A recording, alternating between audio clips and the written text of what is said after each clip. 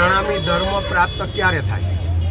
તો હરિવંશ પુરાણની અંદર હયગ્રીવ પંચરાત્રની અંદર લખ્યું છે કે 5 જન્મ જીવાત્મા મનુષ્ય રૂપમાં નવધા ભક્તિ કરે, ત્યાર પછી છઠ્ઠી ભક્તિથી 11 ભક્તિ નરસિંહ ભગવાનની કરે, થંભમાંથી ફાટ્યા તે એ નરસિંહ ભક્તિની 11 જન્મ પૂરી થાય ભક્તિ, પછી રામ ભક્તિનો અધિકારી થાય.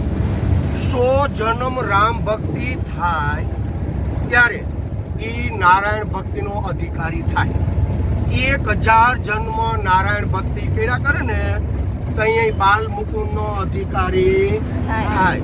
7 જન્મ બાલ મુકુંદની ભક્તિ થાય ને તો અહીંયા તારતમ મળે.